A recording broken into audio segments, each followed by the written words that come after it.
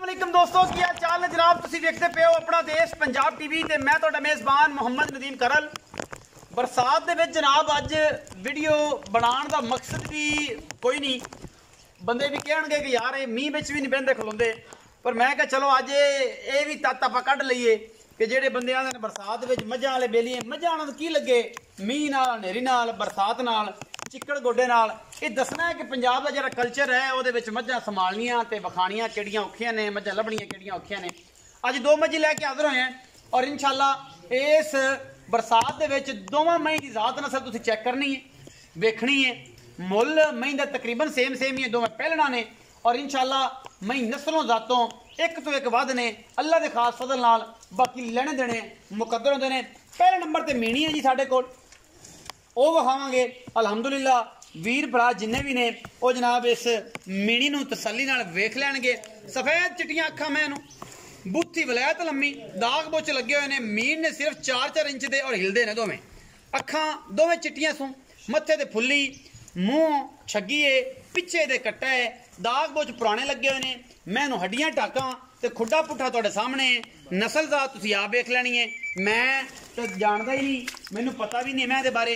पूरी बरीक पूरी नस्लां वाली पूरी खानदान वाली जनाब पहलण झोटी है, मीणी है और प्योर नीली दी है अल्लाह के खास फजल नाल। और इंशाअल्लाह तोहफा लैके हाज़र होए हैं। इंशाअल्लाह तोहफे अपना देश पंजाब टीवी ते मिलते हैं और इंशाअल्लाह कोशिश ते काविश हमेशा करने हैं असी अल्लाह के फजल नाल नीली वास्ते। और जनाब ये झोटी है चोखी चंगी पूरी बरीक है, खास नीली दी है और इंशाअल्लाह एक हड्डी कुहाड़े वर्गी, खुड्डा पुट्ठा ते नस्लां जातां ते दाग बुच तुहाडे सामने पे हुए ने। पुराने नवे नहीं ने। पिछे जनाब ये कट्टू है और जनाब सूई को 8-10 दिनां दी हैगी पहलने और खूबसूरती तुहाडे सामने। मैं दी जात नस्ल तुहाडे सामने, कोई कमी कुताही इहदे किसी किस्म की है ही नहीं। बाकी लैने देने मुकद्दर ने इंशाअल्लाह। ये जेडे दोस्त कहंदे ने कि दागां बुच्चां वाली मही लैनी ने, अज वेद भाई छड्डिया मईयां नूं नहीं जाना। आप मैं इवें विखा देना। मैं फिजिकली अलहमदुलिल्लाह अपनी पूरी नीली दी है और फिरन वाली है, पंडा लाई फिरदी है। मैं कैमरे तो पईए डरदी, बाकी मैं वाधा घाटा कोई नहीं। यही मैं नंबर 1 के तसल्ली तुसीं आप कर लैनी है। बाकी माल लेना देना मुकद्दरां दी गल होंदी है। हर उस दोस्त नाल हल्की हल्की रिमझिम चलती पई है। ये बरसात दे विच असीं जनाब वीरां वास्ते लैके तोहफा आए हैं। ये प्योर नीली दा ये जनाब पहलण झोटी खास नीली दी कां हड्डी जिन्हों आप कहने वो क्लिप जनाब 3-3 इंच का सफेद चिट्टी बिल्ली अख और माशाअल्लाह बड़ी खूबसूरत पहलण प्योर नीली दी अल्लाह के खास फजलो करम दे नाल। ये जनाब पहले नंबर ते जानवर है और जनाब कच्छ दी हड्डियां दी बड़ी जनाब पहलण। इंशाअल्लाह वीर भरा वेख के राजी होणगे। बाकी लेने देने मुकद्दर ने। मैं नंबर 2 ते जावांगे जी। कैमरामैन साहब आओ जी बिस्मिल्लाह करके।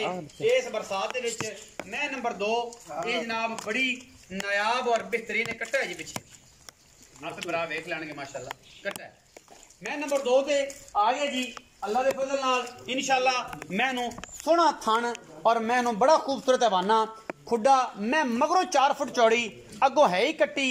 ये मईयां प्योर नीली दियां ने और खूबसूरतियां दे विच अपना आप खुद एहसानी नहीं रखदियां।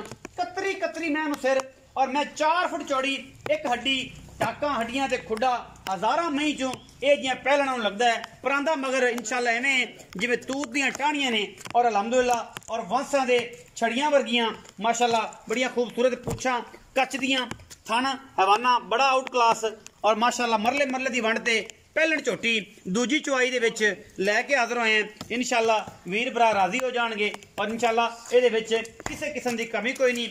सिर मैनू इवें जनाब जिवें कोके जड़े हुए ने, अख सफेद चिट्टी है, पहलण जनाब कट्टी है, पूरी बरीक है, खास तोहफा है नीली बार दा। और इंशाअल्लाह नीली अपना देश पंजाब टीवी ते मिलदी है। दोवां अखां सफेद चिट्टियां, कतरी कतरी मैनू सिर और कोई धुन्नी कौली कवां किसी शै दा ना कोई नहीं।